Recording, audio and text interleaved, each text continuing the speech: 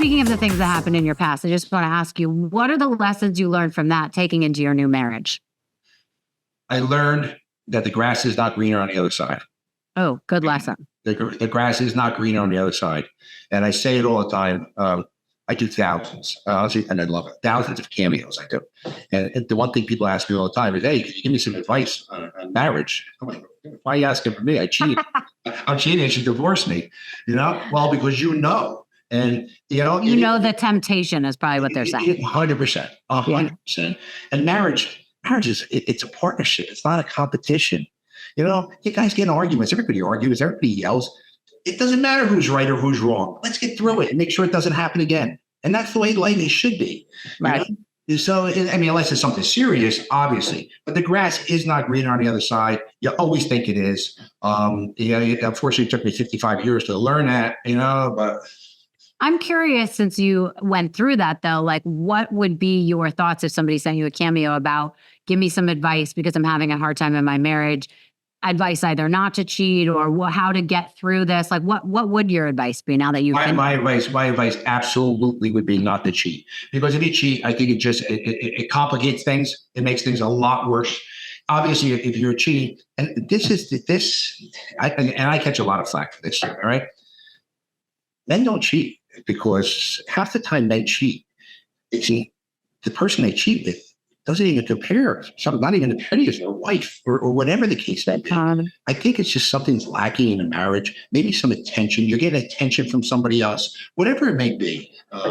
And that's what it is. But if you want to get out of the marriage, and it's not good, face it, address it, and get out before you cheat. Because if you cheat, and the other person truly cares, you're hurting somebody. You're hurting somebody. So. Right. And then not only that, you open yourself up to a can of worms that you cannot control now, because your life is not just this us anymore. You've let this other person, this third party in, and you don't know what can happen with that person. And that can ruin your whole life. I mean, honestly. But that's you're judged. That's where now from moving forward from there, that's how you're judged. It's 100%. And no, it's so. And sometimes when you open that up once, then you're sort of like, well, that was easy. I'll keep doing it because it's not hurting anyone. No one ever finds out until it does get found out and it ruins your life. So, I'm assuming it is hard for you though, because you are a public figure and women, I'm sure, throw themselves at you all the time and don't give a shit if you have a fiance or you're married. It's interesting to see at least. So like to gain trust, I'm just curious, like, do you let her look at your phone? Do you let her look at your DMs? Do you turn off your Instagram, like your DM? Like, how does that work? How do you get someone to trust you? Brittany's not one to go through my phone, but if I open up my phone in the morning, sometimes I gotta be honest with you, Rachel, I get videos. You do? I'm turning my phone because I'm not exactly sure what I'm looking at. And I give it to Brittany and I said, Brittany, what the hell is going on here? All right. But then not only is it gay guys, gay women, heterosexuals, it's everything. It's an entire gamut. How? But she's very secure, right? We've gone away, no matter where we go. We went away once where it was really, really bad. And that was, we went to the Bahamas, all right? We went to the Bahamas, we're in the Bahamas, and you couldn't go 100 feet without being, people coming up, all right? But there were groups of women down there who, once they start drinking, and they come up and they kiss you on the face, or they just get really aggressive. No, it really, really, we're leaving a restaurant once, and this woman pops out of nowhere. All right. And then it's like, what the fuck just happened? So it's, you got to make sure that I make sure. Yeah. And they really don't care about her. They'll push her aside to get to you. And I make sure that that's addressed. Okay. Yeah. Because I want to make sure that, number one, that she feels secure. All right. She needs to feel secure based on and I'm very nice. Listen, I'm very nice to everybody. I'll give everybody, but please don't disrespect my fiance. All right. Yeah. Right? Well, you're a good guy. I don't think a lot of people look at it that way. So I think that your reaction of that is not, it's not that it's not normal, but it's not, all guys are not doing that. Because I think they're loving the attention in one way, shape, or form. Oh, I love the attention. I'm not gonna lie to you. I love the attention. You know what I do love? I love watching people ask you for a picture and walk away. And as they're walking away, you see a smile on their face. You truly see a smile. Yeah, and they're sending it to everyone. Guess who I just met? This is what he's like in real life. That I like. The biggest compliment I get all the time is on Instagram where people say, I met Frank. Oh my God, he's such a nice guy. That I love. That makes my day. Don't you think that the level of fame that the Bravo stars get is beyond anything you've ever seen? Oh my God, absolutely. It's Like no matter how they're portrayed on camera, I mean, it is they could be the villain or they could be the nice one. It doesn't matter. The level of fame, I live down. I mean, first of all, I know a lot of the housewives, house husbands on any of the shows. sure. And I've been out with them before, and watching what happens is insane. But down here in Palm Beach, my best friend down here is Harry Dubin. I'm serious. And Harry, every time we go out all the time, right? And so Harry, we were just out 2 nights ago at dinner, and we were coming out of Lagaloo, and there was some women coming out. They must have been at the Colony because they bring you out in this like little trolley. So it was like these open doors. And Harry and I were alone. We were going to the ballet in front. And the women were falling out of the trolley before the trolley even stopped. Harry Dubin. They pushed me out of the way. One girl gives me a camera. They're like, will you take our photo? I'm like, it's hysterical. And I'm like, one girl was like, Harry, come inside with me. Like, I have so many stories. I want to talk to you. You don't even have to ask me my name. I was like, Harry, you should do it. This is amazing. Harry has no problem. And he hasn't even been like a real cast member on the show. You know what I mean? So you're exactly right. It's amazing. It really is amazing. Wait, Jersey and Miami. I'm down Miami when we go to Miami all the time. It's the two areas where. And are guys respectful of you, or do they try and downplay it like, oh, you're just on New Jersey Housewives?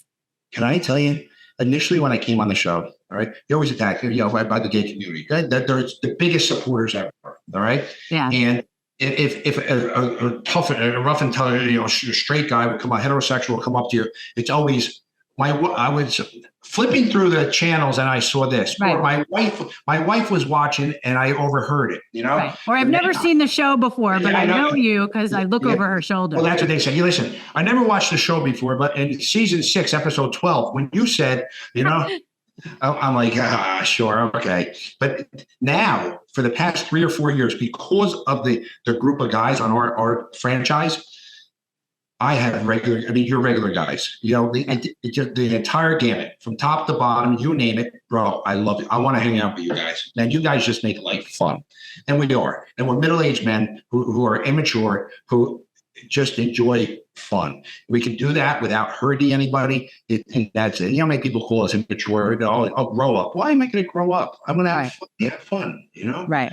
Yeah, life can be gone tomorrow. So no, but we do. We get, you name it, heterosexual, homosexual, you name it. We're across the gamut. Yeah. That's so funny.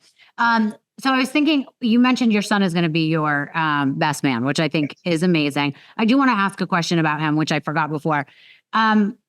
Whatever happened? Did he ever finally have a conversation with Louis? Did Louis finally come to him and, answer his calls, talk to him, help him get a new job? Like, what was the fallout from that? There wasn't as much fallout. Frankie had a list of jobs as he wanted. All right. Okay. And Frankie ended up getting the number 1 job that he wanted. All right. So it worked out. Listen, anything with Louis didn't hurt it. And what people don't understand, and the reason because the Lord shut it down so fast, and I wouldn't say anything, is because in the field my son is in, any publicity is bad publicity. All right. And he is with a huge private firm, and he's doing fabulous. So we don't want to talk about my son. My son said, please make sure I'm not mentioned. Right. Not for any reason that I didn't want to say anything against Louis, not that any reason I didn't want to fight. The thing is, I was told, put your son's interest before your own feelings. And that's what we did. All right. And that's what we did. And Dolores is mama bear. All right. Believe me, she protects our children very much so. Right.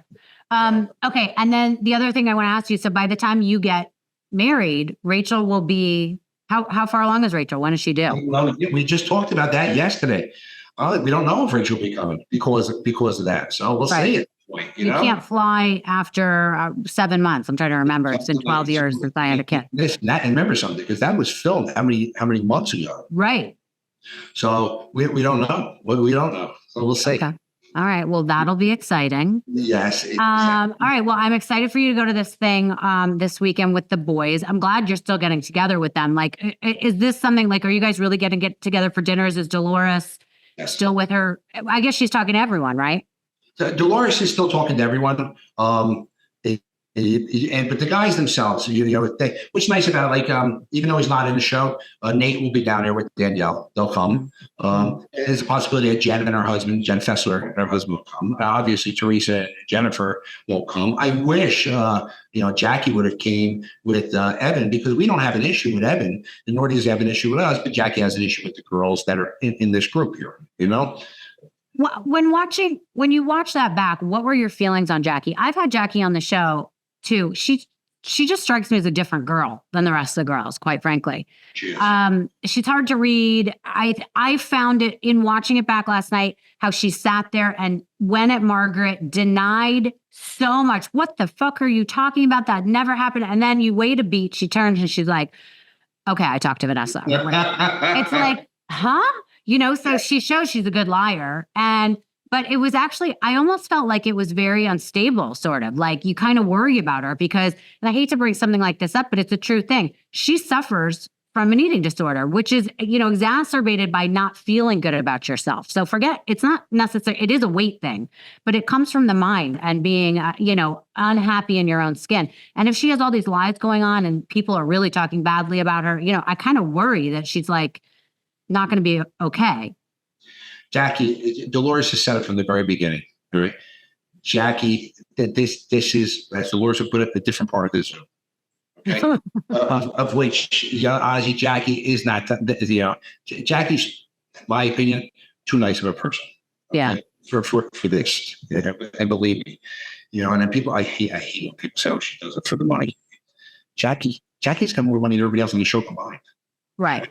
No, I know. So she doesn't, she doesn't need it, right? She doesn't need it. And like you said, her eating disorder came out. That's out there. And I hope it helps some people. I really do. But I just don't think Jackie was cut from the same cloth, right, as all the other women on this show.